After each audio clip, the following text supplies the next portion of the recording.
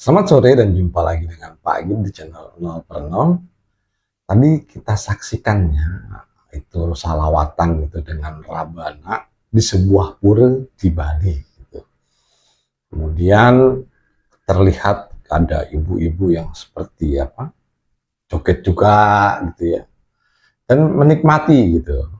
Nah, tapi sempat ya dijaga-jaga juga dengan oleh teman-temannya yang beragama Hindu tadi ya, supaya takut nanti kalau kalau ada suka apa tuh kalau yang pas di Bali itu ada pas main begitu apa gamelan, kalau gamelan apa suka ada yang kerasukan gitu ya. Nah mungkin maksudnya itu kali jaga-jaganya buat itu.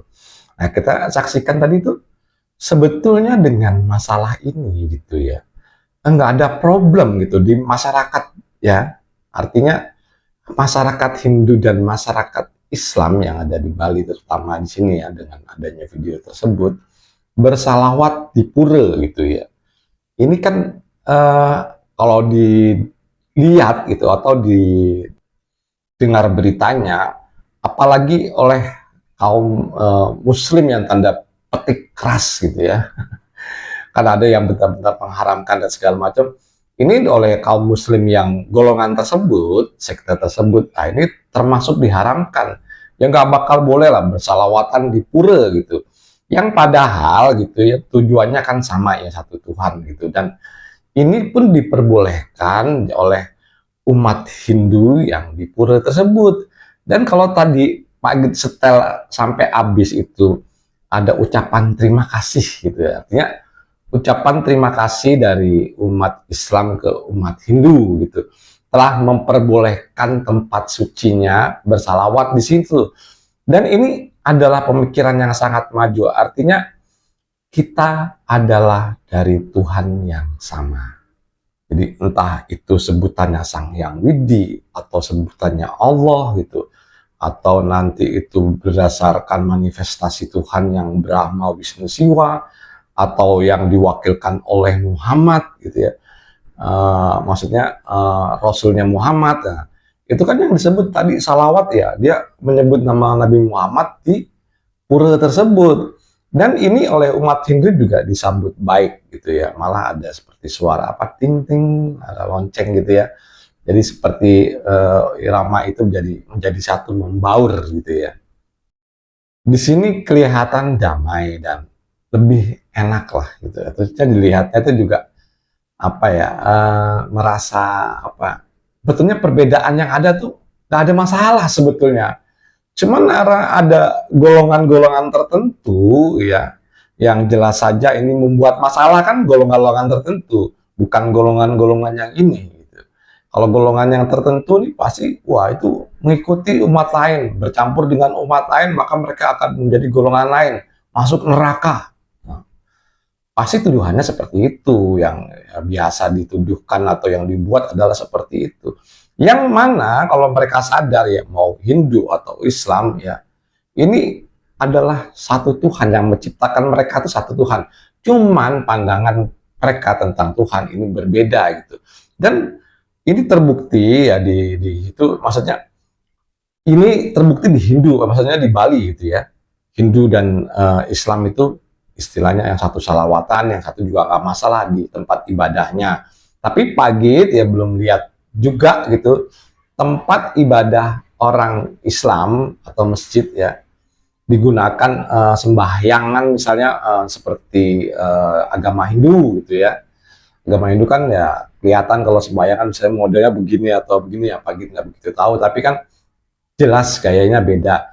Yang Pak Git tahu memang ada masjid-masjid di daerah Timur Tengah sana yang dipergunakan juga oleh sembayang gitu ya, oleh kaum Yahudi gitu, oleh orang yang beragama Yahudi ya, biasa itu melakukan apa istilahnya, berdoa atau sembahyang dengan gaya Yahudinya di masjid. Dan ini merupakan tradisi yang sudah biasa gitu kalau di Timur Tengah. Tapi kalau di Indonesia mungkin yang istilahnya beribadah atau menyebut nama Tuhan dengan pandangannya gitu ya. Maksudnya dengan pandangannya itu maksudnya Islam menyebut kan dengan Allah gitu ya. Terus Tuhan orang Hindu menyebutnya dengan Sang Hyang Widi.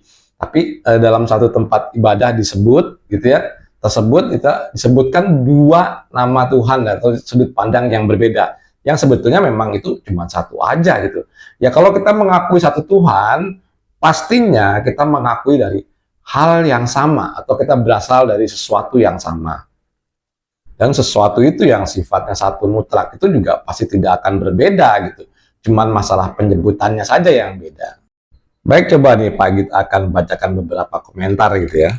Kalau semua seperti ini, alangkah indahnya berdamainya bumi ini. Salam toleransi. Terus, gimana ini konsepnya? Gitu ada yang mengatakan begitu. Kemudian, beda agama tidak masalah, yang penting satu tujuan gitu. Ya, yang terakhir tadi beda agama nggak masalah, yang penting satu tujuan. Jadi kalau kita ibaratkan suatu puncak gunung gitu ya, titik tertinggi itu kan begitu yang mengerucut atau piramida atau puncak gunung gitu ya, mengerucut gitu. Nah, yang satu manjat dari sisi sini. Kemudian yang satu manjat dari sisi yang berbeda, kan tujuannya yaitu satu gitu. Terus konsepnya gimana nih? Konsepnya ya tadi itu, ya artinya berbeda cara tapi satu tujuan gitu. Yang intinya sebetulnya itu bermakna kedamaian sebetulnya. Kalau ini kan terjadi kedamaian, toleransi, nggak ribut-ribut gitu.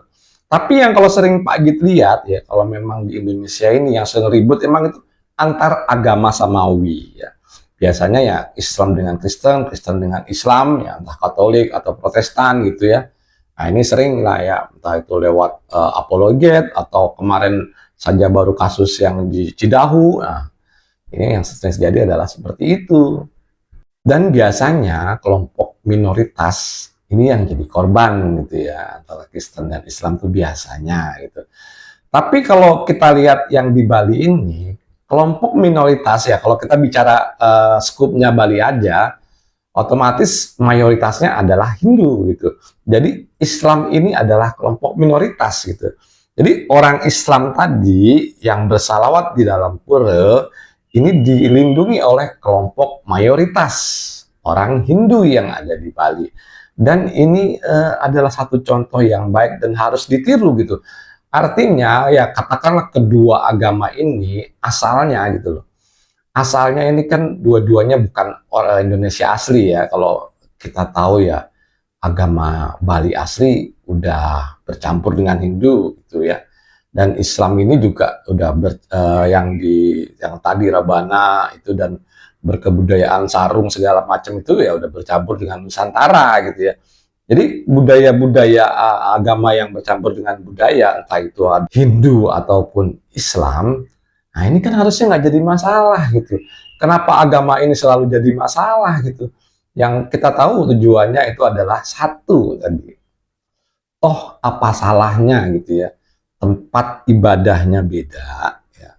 Maksudnya ini kita bicara yang di Bali tadi, yaitu tempat ibadahnya pura di bawah selawatan selama yang memiliki pura itu tidak terganggu dan diizinkan gitu. Karena tadi ada ucapan terima kasih juga gitu diperbolehkan ke situ.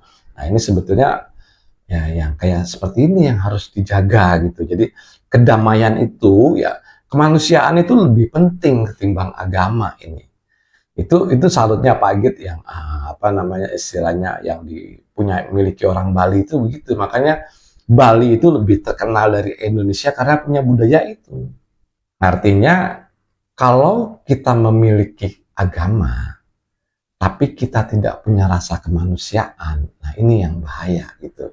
Kita menomorsatukan agama, tapi melupakan rasa kemanusiaan. Yang sebetulnya ya secara duniawi tujuannya adalah untuk kemanusiaan.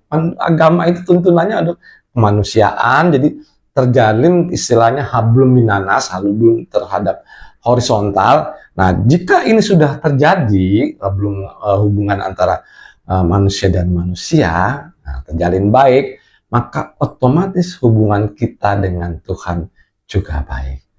Dan menurut Pak Git cukup sekian. Terima kasih.